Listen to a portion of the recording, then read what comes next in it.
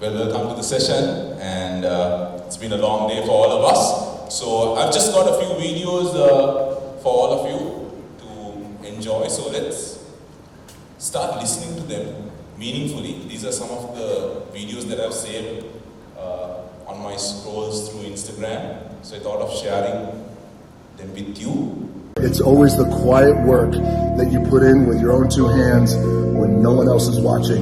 That's the 1 degree of separation from you and everyone else. You can choose a life of ease and comfort, or you can choose a life of service and adventure. Which one of those, when you're 90 years old, are you going to be more proud of? You're not supposed to ever be sick. Never. The body is a miraculous machine that has been created to take care of itself and heal itself if we don't interfere. That you make yourself sick. And if the mind is powerful enough to make yourself sick, it's also powerful enough to heal you. First we got to find out why. Why did you do this to yourself? What were you trying to tell yourself? Every disease is the body talking to you. I had a conversation with a friend one day. We was talking about family and life, and I asked him, how do you see your kid's future? And he said to me, my grandfather walked 10 miles to work every day. My father walked 5. I'm driving a Cadillac. My son is in a Mercedes. My grandson will be in a Ferrari. But he said my great-grandson will be walking again. So I asked him, why is that? And he said to me, tough times create strong men. Strong men create easy times. Easy times create weak men. Weak men create tough times. He said to me, many will not understand, but you have to raise warriors. I don't worry. I tell you, I'm a man who believed that I died 20 years ago, and I live like a man who is dead already. I have no fear whatsoever of anybody or anything. Be careful who you share good news with, because you want to share good news with people who are going to be genuinely happy for you. And that's one way that you can identify those people who are truly on your side. Wow. Surround yourself with people whose eyes light up when they see you coming. 2, slowly is the fastest way to get to where you want to be. And 3, the top of one mountain is the bottom of the next, so keep climbing. I mean, how many of us, how many people get jealous of us when we succeed? I think we saw very clearly. So there was Jordan Peterson saying, be careful who you share your success with. How many people around you do you think are happy when you succeed? Whenever you get a promotion, whenever you get a raise, maybe you're building your house, a brand new house. Maybe you have just bought a new car, maybe a new phone for that matter. But do you think that the people around you are going to be happy? Sometimes the greatest demotivators are those who are closest to you. They may be your parents. Most of the time, it is your parents. Maybe your relatives, isn't it? How many of our relatives are truly happy for us? නෑදෑයෝ එකම මට්ටමේ ඉන්නකම් හරි සතුටුයි. පොඩ්ඩක් පල්ලෙහාට වැටුනම හදවතින්ම අත දෙනවා. Isn't it? බොක්කෙන් මෙන්නේ. Our relations in our nation are පොඩ්ඩක් වැටුනම අර උණු වෙලා they are feeling that love and they do anything for it. Now what I'm telling you is for you not to be like this. But when you go up beyond them, ටක් ගාලා පපුවරි දෙන්න ගන්නවා. Isn't it? Soon as you start going abroad or start having better things, when life goes in a more positive direction, suddenly drama, isn't it? Whole heap of drama. Then all the advisors come in with the series of advice that has to be given to you. Relationship advice, life advice, investment advice, all of that, isn't it? So, something to just think about. Silence is the way to go. Personally, this is what I do. Silent as possible. Do not share your success with anyone. Sometimes it is, we want to share it with us, with those closest to us. In my life and in my career, I have been around, I have done many things. And now I have come to the point where, karla gamai kiyanne. Even to the closest people, to the people that I work with, anyway, that's the way. All of you know that. But those who are the very closest to us, also, you do it, and then you don't even say it. Maybe you let them find out from around. Let them find out from the papers. That should be your thinking. So don't share your success. So let's watch this video. So all of us, every day in the morning we complain, isn't it? You can look at this kid struggling to have his or her breakfast.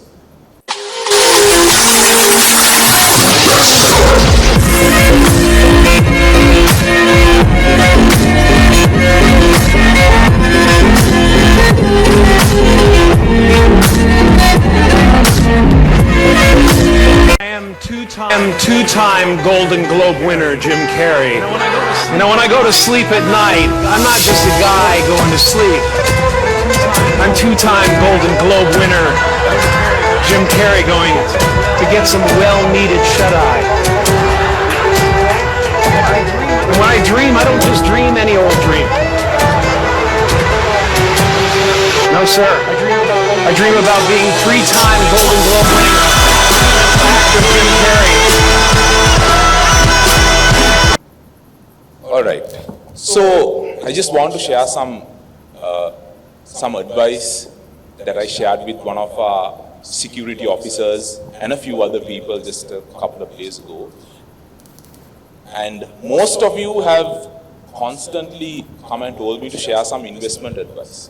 So normally, until this day, I didn't do that because, the risks that I take, I don't know whether some of you should take it. But then something that is very evident in the current day is that, everyone's struggling at this point in time with the current inflation and all that. But right now, all of you know that the interest rates in the bank is super high. You're looking at about 25% per year. And the debts that you have taken in your life, whatever loans, leases, everything that you have taken of the past is at a previous interest rate. If it is fixed, they are at the rates that were of the past. So what I told this security officer was, his house was, let's say, 10 million, so 100 lakhs. So he sells this house for, let me get my calculator out. All right. Okay. So let's say he puts this house, let's see he engages with an FD of 25%. So he earns 2.5 million easily per year. So you divide that by 12 months, you are looking at 200,000 very easily, right? So if you think of it in that way, sometimes if you look at a rent, if you look at living on rent, well, you can get a very decent house for between 50 to 100,000, and you are still profiting another 100,000 rupees by this action. So it's a simple thing that you can consider doing now if you want to settle. Maybe you're struggling with the finance in your car. Now, for what I have here is, this is Grant Cardone. He's a real estate magnate from Australia. He owns a lot of properties, many apartment buildings, many apartment facilities. But he does not own a house. Now, what the banks want us to think is, and what all of us are thinking is, කොහොමද අපි මේ ගේ හදාගන්නේ? කොහොමද අපි වාහනයක් ගන්නෙ? These are the two main problems that are running in our minds. But when you go to a country like Australia, වාහනේ ගන්න එක බොහොම ලේසියෙන් කරන්න පුළුවන්, isn't it? It's a piece of cake to buy a car. To buy a house, not so easy, as in Sri Lanka even. So this gentleman, Grant Cardone, does not own a house. So let's see what he has to say when it comes to how he lives his life. All of us can't do this, but we need to change certain things in our life, certain practices, certain financial restrictions that you have. You can change and easily move forward. So let's see what he has to say.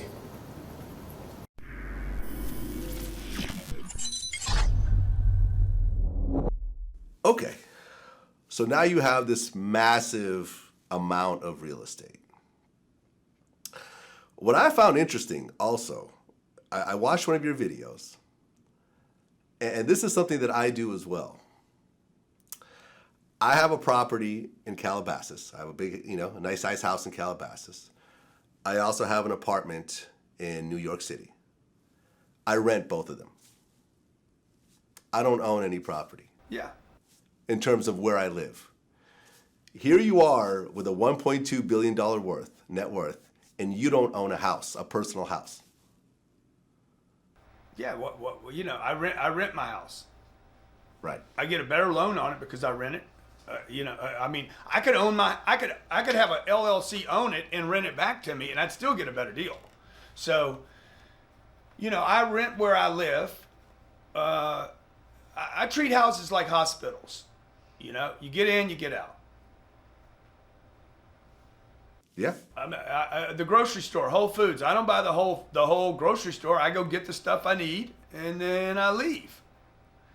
And houses were built for banks. They weren't built for people. They were built for banks. And then the people were lied to and said, oh, a house is a great investment. A house is one of the dumbest, worst investments a human being could possibly make for one reason. You have to pay the house doesn't pay you. And if it doesn't pay you, it's not a good investment. Well, not only, that, but what a lot of people don't realize, because there's so many arguments you always hear over and over again, like, when you rent, you're paying someone else's mortgage. That's my favorite one. When the reality is if you have any sort of typical loan, you're just paying interest to the bank. You could live in a house, you could have a 30-year mortgage, live in a house for 15 years and still owe exactly what the house was worth when you bought it. Or it could be worse. Could be worse. So, what we know about houses is the bank's going to make if the loan's 6%, the bank's going to make 6% on the loan every year for 30 years. Yeah. So I don't know what that number is, 180%. So that means your house has to go up 180%. No. The down payment has to go up 180% for you to ever catch up with. The house has to go up 180%. The bottom line is, take all the math away. If it don't pay you, why are you doing it? I don't want to pay for something.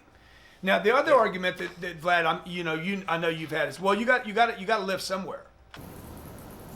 Well, anyway, I think it's very clear to all of you. So the security officer now is making 200,000 plus on his house that he has sold. Well, maybe the value of the house also, it won't increase in the way that you imagine it to increase. You have to think about it. Look at the past 10 years in whichever neighborhood that you are living in. It hasn't, now if you look at this interest rate, within 4 years the price of your house has doubled. So maybe if it sticks, let's say if it doesn't stick, probably in 7 years, worst case scenario, or 8 years, your house is doubled. Now, if you look at the property market, it's not going to increase in that way. There is as much as people can afford. There will be certain people who want to, buy lands or whatever in Colombo 7 or wherever, but not everybody will do that. You have to be practical. If you are a new person who is going to buy a house, you will have a limited budget, and that is how you will go ahead with this. So think about it. That being said, I thought of sharing with you, the way, the part of my life where I was at university. And in a nutshell though, in a detail on another day.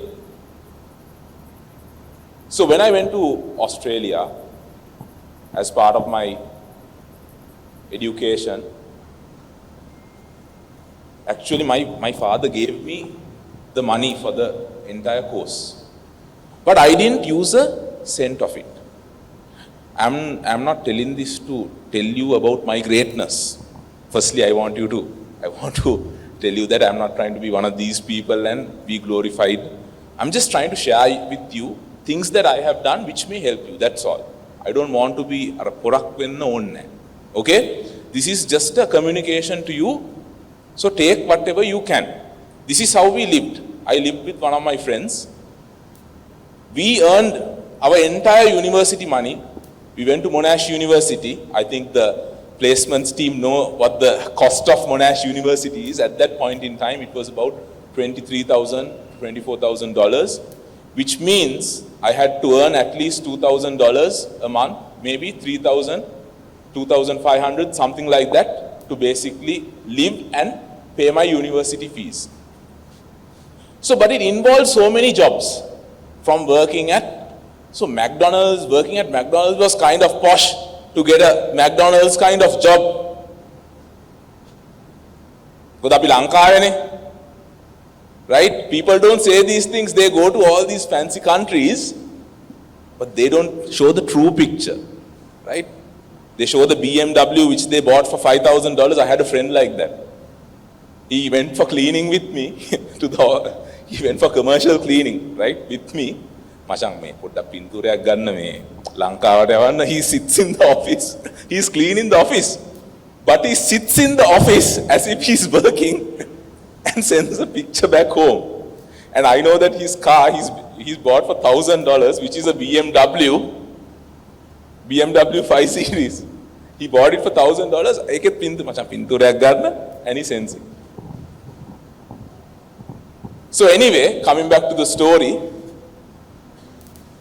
So that is, we earned a reasonable amount of money, but then we didn't spend. What I see is so many people, even when it comes to most of our team members, our parents who I have worked with for 10 to 12 years, the expense is more than the income. එක හේතුවක් තමයි රටට ලෝකෙට පෙන්වන්න. Just for the purpose of the Instagram story.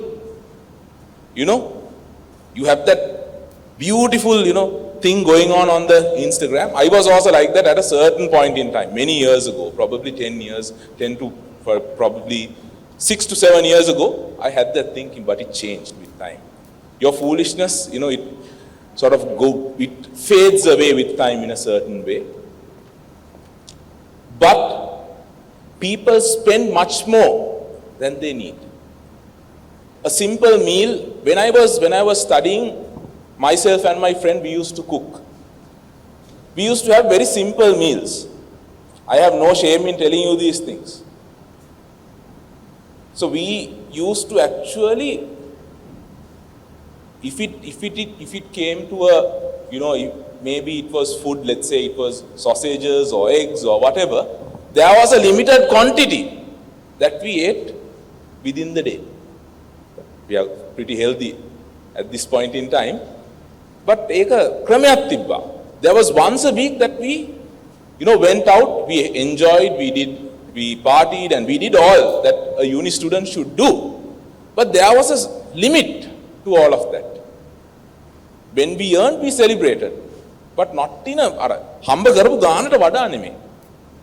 රටට ලෝකෙට පෙන්වන්නත් නෙමෙයි. We didn't have that type of mentality anyway. But every day we went to work.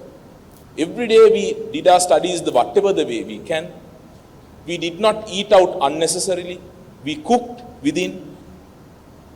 And there was a certain lifestyle. But it wasn't very fancy. It was very simple. But we were able to achieve something. Sometimes we used to pool our transport. We used to walk to work.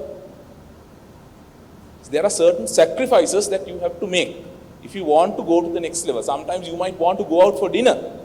Sometimes your salary is probably 50 or 60,000. You cannot afford to go, so you must not go.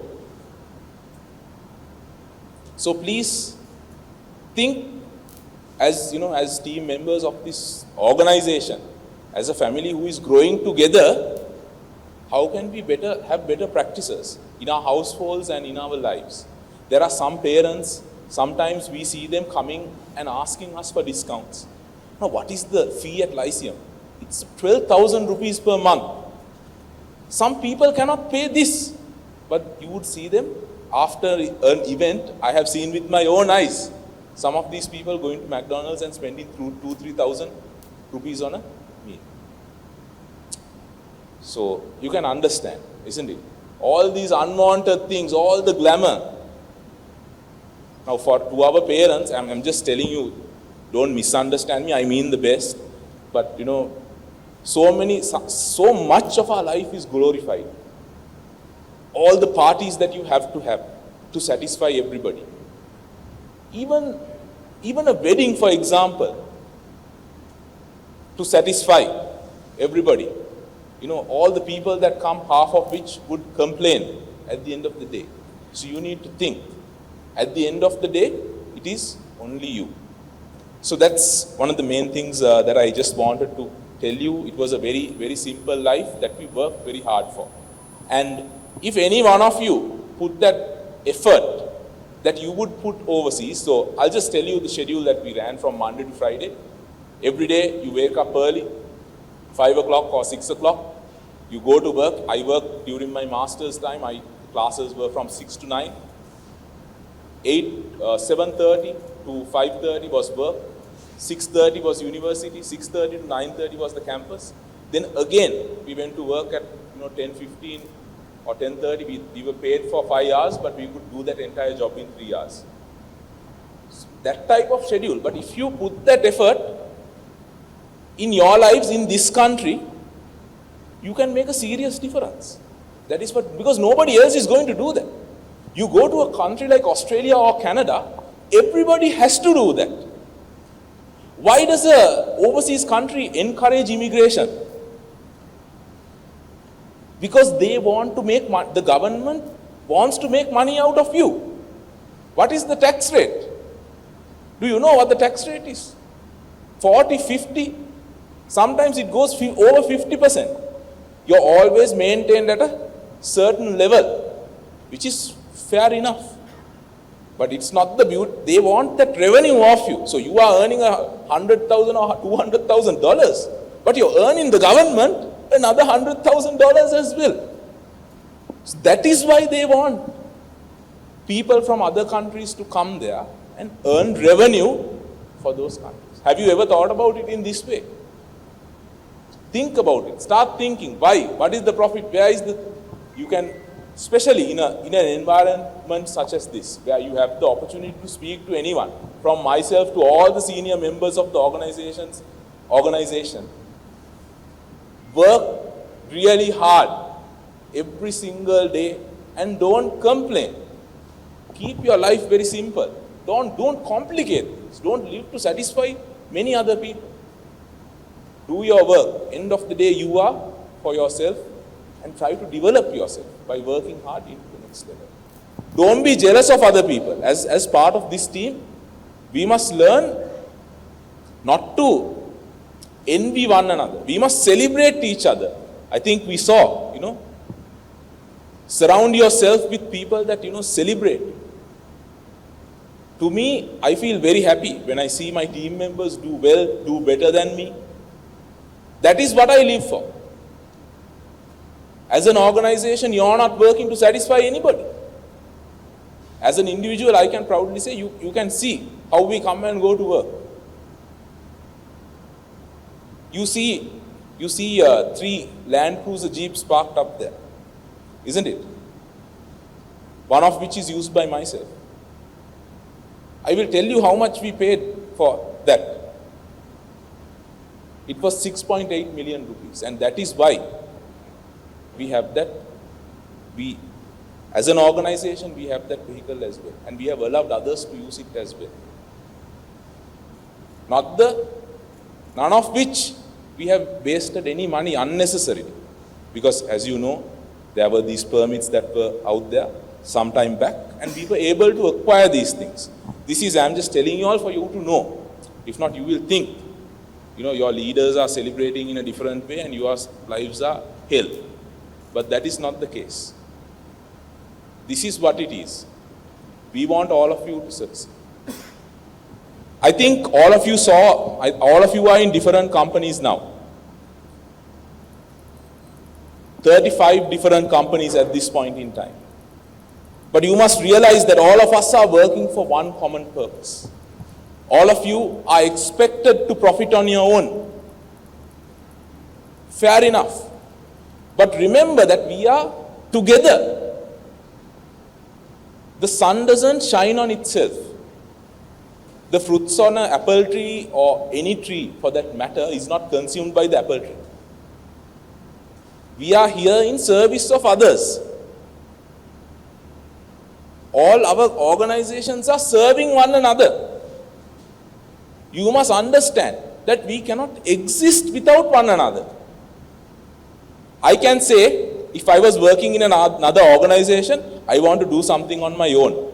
That's the common topic that we hear when we go in our schools as a principal. So I want to do something on my own.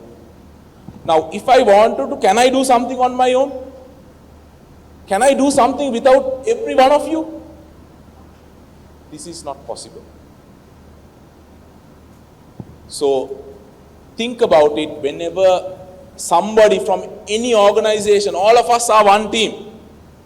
Any organization asks for something, see that you throw yourself at it and you do your best for that person. Don't separate yourself just because we are from different companies. We are all part of one group. We have to feel that in the organization, in the building, the way that we walk, the way that we share the lift, the way that we are walking on the stairs. I appreciate all of you. Actually, some of you are great.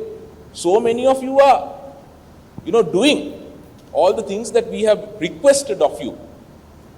To walk the stairs, to walk on the right side of the stairs, to use the facilities in certain ways, to use the lift in certain ways. Actually, that is really great. We have to appreciate everyone here for, really making this a successful institution. But that one thing is lacking, where we all see each other as from different companies. That has to change. So I really hope that all of you would do that. Some of you worry why we are going into all these different companies. Now, this is a very common thing. I will show you a video about Samsung as well before we conclude for the day. Now, all of you know what is the time. Okay. So all of you know what Samsung is. When you say Samsung, the plasma TV, the LED screen comes into mind, the mobile phone comes into mind. But they too are in so many businesses that you would not even imagine about. So I'll close by saying that to you. In this past week, there were some individuals who have come to me saying, "Sir, I have to work 1 hour more." A young man, and I explained to him, don't think about that 1 hour. The 1 hour he has an additional cost of about 2,000 rupees to work that extra hour because he cannot come in the office transport and so on and so forth. So I told him, don't worry, you don't think about this 2,000, you invest that, take that as an investment and you do it. I could have said, okay, I'll pay you 2,500, you do this, but is that what we want? Go that extra mile. Do something more. And automatically these good things will come to you. This is how the world is working. This is how nature works. As I said, the sun does not shine on itself. We have to help one another. We have to celebrate one another. Then only all of us can grow. So please have this thinking. Don't be selfish. Don't be self-centered. Don't be jealous. Let us celebrate the lives of one another every single day in this organization. So let me show you this video from Samsung began in 1938 as a small trading company that sold noodles, dried fish, and local vegetables. Back then, it was impossible to imagine that Samsung would transform into one of the world's most valuable companies that produces so much more than you would think. Samsung have created skyscrapers, roads, hospitals, clothes, robots, and far, far more. They even had an aerospace division that created helicopters and tanks for the military. But we'll get to all that. First, let's introduce Lee Byung-chul, who founded Samsung at the age of just 28. He says that one night he had a panicked realization that he was wasting his life, and that it was time to set a clear goal for himself, and so he committed at that moment to building a business. Despite Samsung's humble beginnings selling groceries, Lee always had a much bigger vision. He chose the name Samsung, as in Korean it means 3 stars. Whilst to many of us 3 stars may sound like a mediocre product review, in Korea the number 3 is very popular, as it represents something big and powerful, and star is used to represent something everlasting. Big, powerful, and everlasting are certainly perfect words to describe what Samsung has now become. But at first, it didn't look like Samsung was even going to survive, as the Korean War had a devastating impact on Lee's business and the entire country. In fact, after the war, there was a shortage of commodities, and Korea was heavily relying on imports. So Lee decided to diversify his business and create affordable goods for the public. He started by creating a sugar refinery, and then using the profits from that, he opened the largest woolen mill in the country. This allowed Samsung to expand into textiles, and they began creating finished products like clothing. Since it was diversification that allowed Samsung to survive, Lee decided to keep pursuing this strategy more aggressively, and reinvested the money he made into other new areas like opening a department store and getting into the insurance business. In fact, to this day, Samsung is the largest insurance provider in South Korea. With all of this rapid expansion of his business, it wasn't long before Lee was the richest man in the country, and he was about to get a lot richer. In 1968, Samsung executives had a meeting where they decided the next market to enter: electronics. A year later, Samsung Electronics was fully set up, and they created a 12-inch black and white TV. Within a decade, they'd become the world's #1 black and white TV manufacturer thanks to their efficient assembly line production.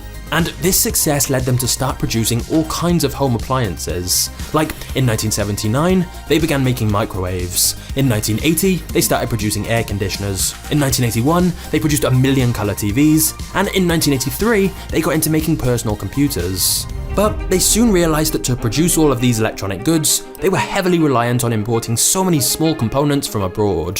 So they bought a semiconductor company to have full control over the supply chain themselves. They not only used these chips in their own products, but started selling them globally to other electronics manufacturers, opening yet another product line for Samsung. In fact, one of their many customers is Apple, who have used Samsung memory chips in their iPhones, despite the fact the two companies have become fierce rivals in the smartphone market, which we'll get to shortly as well. But what's really fascinating about Samsung is all the industries they've expanded into that you never normally hear about. For example, under a division called Samsung Heavy Industries, Samsung specialize in making giant ships, and are one of the largest mega shipbuilders in the world. There's also another division called Samsung Construction and Trading that makes roads, tunnels, bridges, and buildings. Amazingly, the world's tallest building, the Burj Khalifa in Dubai, was built by Samsung. And before that, Samsung was also involved in making the previous tallest building in the world. They even own South Korea's largest theme park called Everland, have their own hotels, and own a place in Korea called Samsung Town. So, whilst many of us probably know the Samsung brand from its success in mobile phones and consumer monitors and gadgets, that's barely the tip of the iceberg. We haven't even mentioned Samsung's non-profit foundation, which includes a university and a hospital called Samsung Medical Center. Yep, Samsung even have a hospital. However, the fact that Samsung have expanded into so many industries may sound like an incredible business success story. A young entrepreneur starting with a simple idea and then diversifying into more and more markets and gradually building an empire. All of us remember this period when we did not have fuel. We had a difficult time where all of us were really worried. No way to come to work, no way to buy gas. You don't have to suffer remembering these things. All the, in the home, dadiya dagana hitiya pitapu hati, eva amataka gorot eka modakama. right? You have to remember these things. You don't have to suffer mentally and harass yourself of the past. But you have to remember that these things happened to us. And we were steady as an organization because all of us contributed to being steady. During that period of time, this is not a complaint. Okay? So we offered this transport service, isn't it, to all of you. It was very easy at that point in time. Okay, we can't do the work. How many organizations didn't pay? I mean, we are not a mass scale organization like the top level organizations out there. We are in the middle of that. We are getting there, but right now we are not. At that point in time, we offered an office transport service. Almost all of you came in that office transport service, isn't it? But then a nominal fee was charged for this office transport service.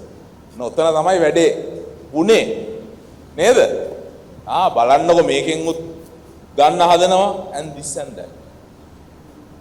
But that is also another company. They also have to survive. No? There are people who are working in that company. But how many of you forgot the fact that this transport service was offered to you free for 2 or 3 or whatever months? And how many of you forgot that spending, you have to pay 2,000-3,000 rupees. Some of you 6,000-7,000 rupees who are getting highly paid, that is. Okay? You choose otherwise, right?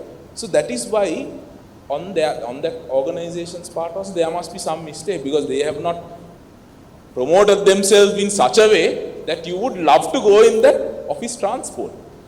But this is our thinking, isn't it? බලන්න අපි හිතන විදිය මේක හරිද? Right? Now you don't have to go, we can stop that bus or whatever, we can use it for school transport. I'm just telling you, මෙහෙමද අපි ජීවත් වෙන්න ඕන? Is this the way that we are living? Is this how we are contributing to one another? Is this how we support one another?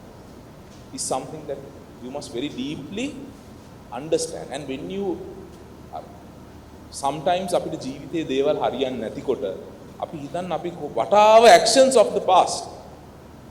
How have we behaved in the past 1 or 2 weeks or year or whatever? All those things, they add up. I'm telling you because frankly life is good. It's pretty good. I'm happy. I don't have big things, but I'm happy. I can tell you that.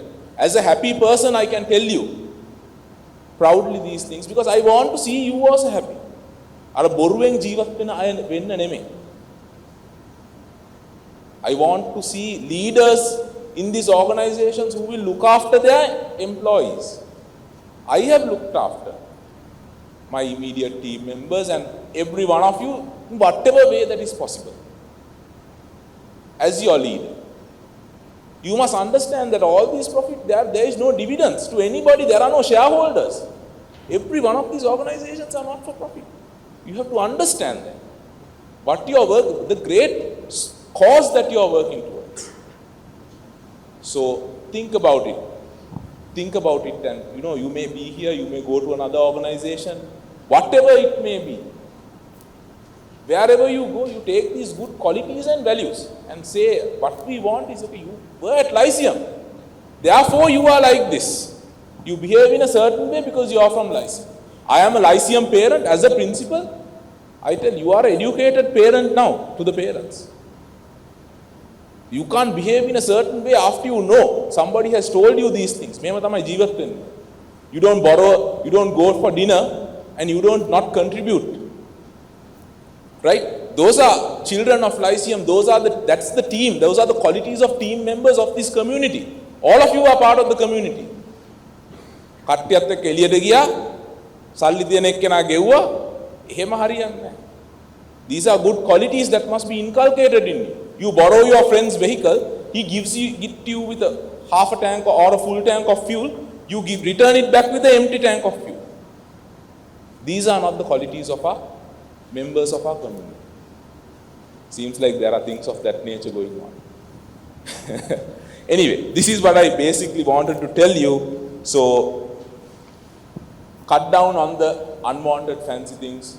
I actually wanted to talk to you about this. Most of you are, most of you are young, recently married. I will talk to you with some facts on another day. We don't have much time, but I'll just voice it out because I may speak to you in another month. Is this Western medicine and doctors. Think before you listen to everything that a doctor has to say to you. That's why I posted that there was a video saying, the body can make itself ill and the body can repair itself as well. I have seen this happen in many people. Because of my career, I have seen a lot of things happen in my short life. The body can choose whether it falls ill or it recovers. Follow the natural process always. And all because of the young people out here, if your wife is giving birth or if any one of you are giving birth, all these doctors would recommend the cesarean, isn't it? Because I have a lot of friends who are in this medical field constantly. I make pal karna. So, අර නැකතත් තීරණය කරනවා. එහෙම නේද? සීස කරද්දී ඉපදෙන නැකතත් තීරණය කරනවා. රජ නැකතක ඉපදෙන්න. නේ? So you are going against nature. And the child is born and the body does not know. How many complications are there? ළමයා හම්බ වෙලා ඇඟ දන්නේ නැහැ. හම්බුණා කියලා ළමයාව. This is the reality, right? So we'll talk about it on another day. Okay, so all things aside, we'll take all these in good health. So I hope that this session benefited all of you. All right, so thank you very much, and I hope I made some sense on this day. Thank you very much. Have a great day.